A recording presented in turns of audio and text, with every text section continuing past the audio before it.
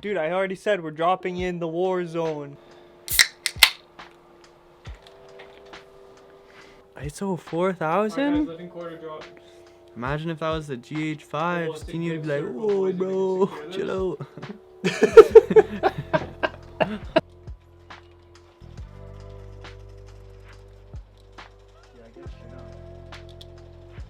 He's low.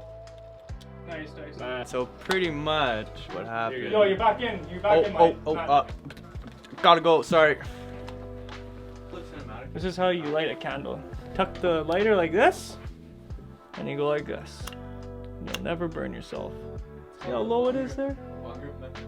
Boom. Yep.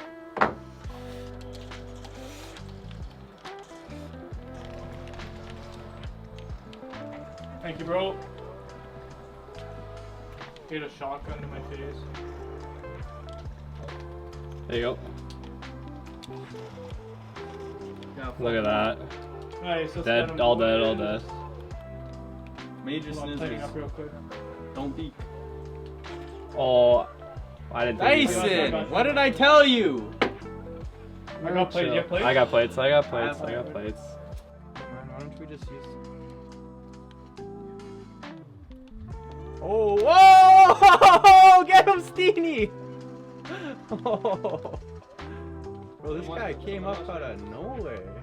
Good morning vlog. Anastasia and myself are back at the office. It looks dark in here, but it is morning time.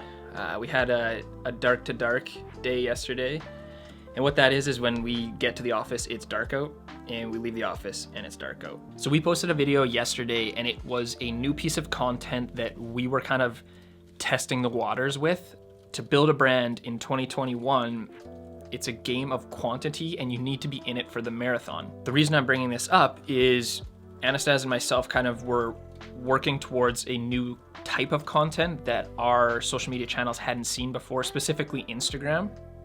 And basically what we ended up doing is taking clips and snippets from the YouTube channel, or from a YouTube video that we had filmed, breaking them down so that they are small format, deliverable on Instagram, but there's like a ton of value in 45 seconds. So I'm gonna pull up the video that I'm talking about and kind of just show you guys what happened and how we kind of went, like, it's certainly not viral, but the engagement on this video performed phenomenal. For those of you that are posting on Instagram, you know that the organic engagement is almost dead. It's very impossible to get something that just kind of pops off. When I came into the office this morning, I had noticed that it kind of popped off. We ended up gaining, there's about 30 followers from this specific video. And yeah, so I'll just pull this video up. Start like this, and I'm gonna slightly tilt the camera, and I'm gonna kind of twist the camera. As I pull back, I'm gonna twist the camera and stop. Shooting in 60 FPS. And then once I'm good on these shots, I'm gonna move to the side, and now I'm gonna follow the ropes down like so. Shift my way from one leg to another. We're gonna use this as a speed wrap or slow-mo B-roll. So right there, guys, that's like literally less than a minute, and I got 3 different camera angles, and I was talking throughout it, so I probably could have gotten more shots. Just be conscious and creative when you are filming in between athletes doing their sets. Try to get as many different camera angles as you can, but don't rush it, right? Like, I'm very experienced with fitness videos, so you know, I know when I have the shot. I usually only have to go through maybe 2 to 3 reps of the athlete going through an exercise before I'm like, okay, I can move to a different camera angle within this set. So as you can see there was a ton of value. So I'm gonna hop into the insights and kind of show you guys a behind the scenes look as to what went well, how it went well. So as you can see here, about less than 24 hours, it's currently sitting at 519 likes, 9 comments, which is kind of low, but it's been sent 23 times and it's been saved 131 times. 91 profile visits, and it's reached 8,800 people, creators. Now, if we go down further here, you can see the impressions and hashtags. So one thing that I did is I started to notice that our hashtags were kind of becoming stagnant. When I was posting them, I would go into these metrics and see that, you know what, they weren't really performing as well as they were at the start. So I went in and I basically found a bunch of new hashtags to kind of liven up our hashtags within our posts. quick tip for you is to find these hashtags.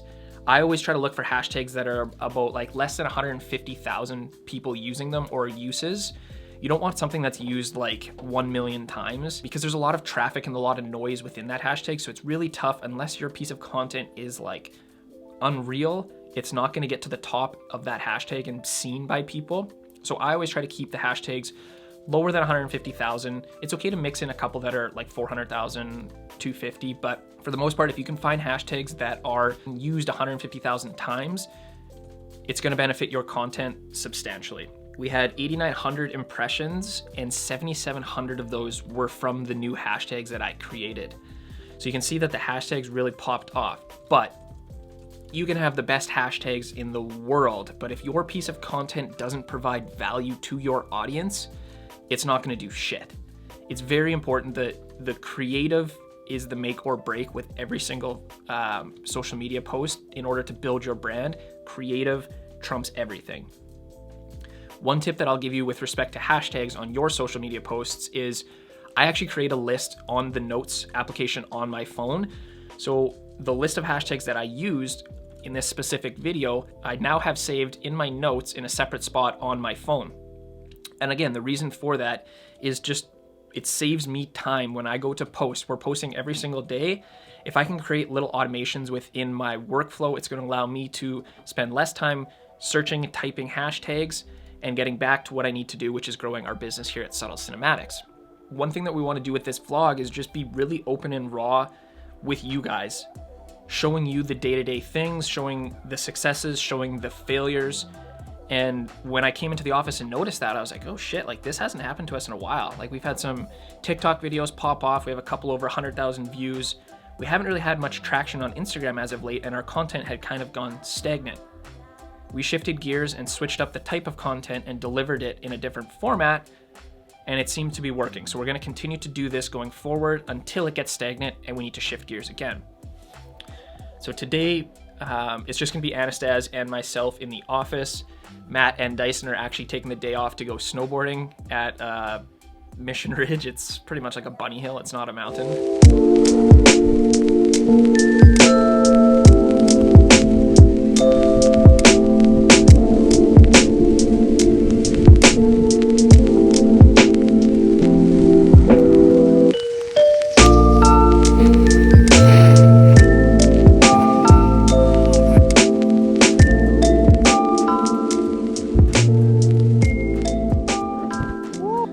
We don't have mountains here in Saskatchewan, but the boys are going to be snowboarding, and Anastaz and myself are actually going to be doing some work with Daniel Wapple. You're probably going to see a lot of Daniel on these weekly vlogs. He is a business partner, a new business partner of Anastaz and myself. We're working on something pretty cool and have been working on it for, gosh, like 5 months now. We're getting really close to the finish line on this, and we're excited to bring it to the channel and educate you guys and show you guys how we created this new company and how we leveraged filmmaking to create a new revenue stream that has nothing to do with filmmaking. Our office space, for those of you who don't know, is in the airport. So we have planes flying by oftentimes. So many digital assets, it's just so hard to Take the time to create them. still work, because like it has to be perfected. That's the issue. It cannot be a half-ass. Like if you're going to be selling a product to somebody, what happens when you start selling these things? They don't work properly, right? Right, that's the thing. And it lives in perpetuity, right? So like, Yes. you want to perfect it today because 5 years down the road, that same asset will still sell to some filmmaker. Mm-hmm. The issue I'm having with like coming up with concepts about pricing your work is like what I said to him is like there's so many variables with each person's, you know, like his skill set is way different than where we're at, and the next person's skill set is 10-fold way worse or way better, right? It's like creating like this just like cookie cutter template of like here's how you should price your work. It doesn't really relate. But there might be a way to create some sort of checklist that it's like, okay, you almost like, it's almost like a self-evaluation. Yeah, so I was about to say like a survey almost. Where so you evaluate where your skills are at. Yeah, if you've been filming for 6 months, Exactly. How many? boom, then it takes you to the next thing. Yeah. How many videos have you done? Yeah. How many videos have you done in this The niche. niche? Once you get to that certain level, then it's like, okay, maybe I can actually consider raising my prices. Yeah. Maybe that's the way to go. Alright, so we got our man Wops here. We're gonna be doing some interview content that Kyle just explained earlier in the vlog. So today we just have a blue backdrop. We have a Dracast LED panel light on the back here, just kind of illuminating the backdrop, and then we have a Came TV Bolton light on a C-stand, ring lighting, Daniel sitting here, and then we have a Rode NTG3 microphone hooked up to the Zoom H6 recorder, and then we have a Lumix S1 as our A cam, GH5 is B cam with a 24-70 on the B cam, 35mm Sigma on the A cam, and then we have a Aperture 300D2 with a light dome. So this is kind of like our standard setup for interviews. You are a very big guy. You look strong like a bull.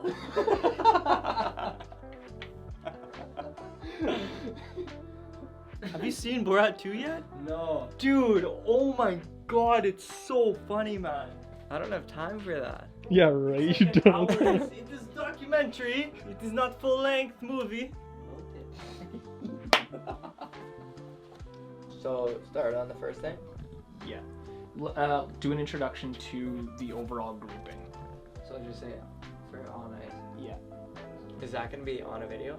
Yeah, it'll probably be the first video.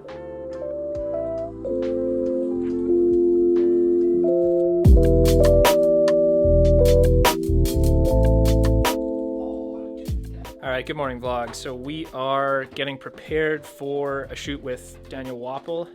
Today we're going to be going to Pasqua Lake, and the guys are going to be capturing some cool cinematic footage as well as some Instagram and TikTok content for the Increased Performance page. It's going to be a fun day, and we're going to bring you along. Dyson is going to be doing the DP-ing. Hello. We're going to be using the Lumix S1 with the 11-20 as well as the Sigma adapter, so we can use the Canon mount glass on the S1. We're going to be shooting mainly in 4K 24 for some of the talking parts, and then for all the cinematic stuff we're going to be using the Z cam with the 11-20 again, but we're going to be shooting most of that in 4K 60 FPS. Oh, that greasy laugh. I'm just laughing at Stevie like he is contagious.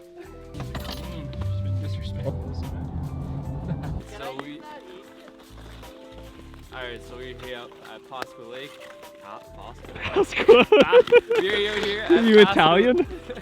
I eat pasta. Okay, so don't mess up the ice cream. What we're going to be doing today is we're going to be having him mic'd up, and we're just going to be going through a whole hour session of what he does in a one-on-one training. ND filter is a must-have because we're in that bright sunlight, so you need to be keeping your aperture constant as well as your shutter values to be, so for example, we're going to be shooting at 24 FPS, so our shutter is going to be at 1/50th, and we need to have that ND filter in order to make that possible. Oh, you're fast, Sid. Yeah! Yeah! 3, 2, 1, go! Does anybody have any duct tape? Stitch his ankles and get a stitch. Look at how he tied him this. Get a little around the ankle. Yeah, we need a little support. Hey man, I got long laces. What can I say?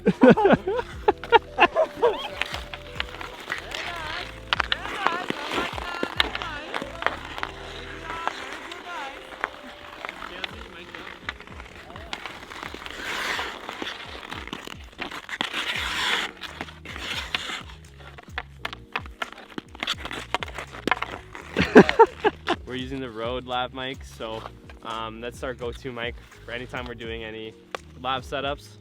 It's super nice, it works great. It's gonna be talking lots, it's gonna be lots of little teaching points, so we wanna capture every single one of those, so I'm gonna be constantly recording. At the same time, I'm gonna be changing up my angles just to make sure that we are getting different variety of shots and we can use as many shots as possible from today's shoot.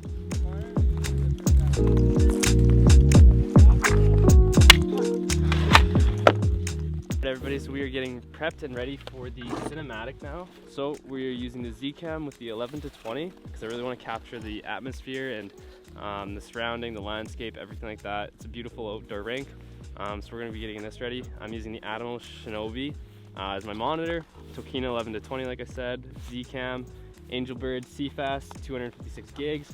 I'm going to be shooting this in a mix of 6K 24 ProRes as well as some 4K 60.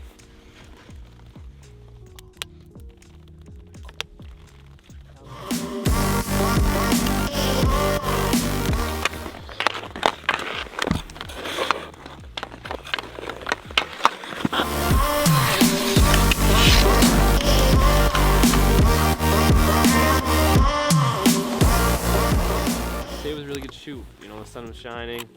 Got some really nice outdoor shots. We're lucky that it was super nice outside. It wasn't too cold, so that's always a help. Good morning, guys. So we have a lot going on with Subtle Cinematics today, and we are going to bring you guys along for the ride. One thing that I want to encourage all of you guys to do is to hit us up in the comments section in our DMs on Instagram and tell us the content that you want us to make, whether that's new business content that you're not used to seeing from this channel from myself or new creative content. We are ultimately doing this to help you guys get better at filmmaking, and the best way to help you is to hear directly from you and then act and create those videos. So if there's anything on your mind, if there's something that you think you need help with that you can improve on in the world of filmmaking, hit us down below in the comment section because we're here to help you. Because of it, and like I just did some reflection and kind of figured out or thought about why is that, why? And it's because the retainers that we currently hold, so if you consider the price of what we would charge somebody today, we're leaving $250, $300 per video on the table. And the price for me was a heavy determinant as to the consistency of product. Like there's a direct correlation in my opinion where if we are charging that extra $250, I'm okay with having my guys spend an extra 3 hours to make sure that the product is perfect, that it has the sound design, that it has the color grading, and it's no longer a let's get this out the door in 24 hours so that the client can post it. It becomes 48 hours, 72 hours, but the product quality is higher and it's on a consistent level. We also have a meeting today with a new client, Bushwhacker Brewing, which was the first microbrewery here in Regina, Saskatchewan. And to top it all off, this is going to be the first time that we're going to take you guys behind the scenes in a business meeting so you can learn from what we do right and wrong and approach your next business meeting with success. When this pandemic came, when we've been so disciplined for so long and essentially just pulled the rug from under our feet, it was really devastating. To go from 55 employees to 4 was just unreal. I still can't wrap my head around it. So with Tourism Saskatchewan, one of the grants that we were applying for was we basically had to prove how much money we had lost. So now we're at this point right now where we have to determine, because there's too many ideas. Like looking at your proposal, it sounds to me like you would make 8 smaller videos and then the 9th one would be a brand video. So I'm assuming that would be bigger, longer, stronger, faster, more powerful, all that kind of stuff, right? We try to align our shoot days so that we're here for a full day. And what we're capturing for, let's say the brand video, for example, that might take a full day and a half. And we can chop that in to make the entire brand video, which covers the start to finish of the entire story of Bushwhacker. But to take that content further, we can stretch it into 5 or 6 different social videos and extract the exact, the content that was in the brand video into shorter, smaller pieces of social content, just giving you more ammunition to post throughout 1 month, 2 months, 4 months, however many months you'd like to stretch it across. Based on our experience working alongside with him, we've seen that people like to engage with, especially a business like yourself, who's been around for 30 years, they're gonna recognize that face when it pops up on their phone, right? That's the person they see that greets them at the door, or it's the person that serves their beer, All right, guys, so that is a wrap for the weekly vlog. I don't know if we're gonna be uploading these weekly.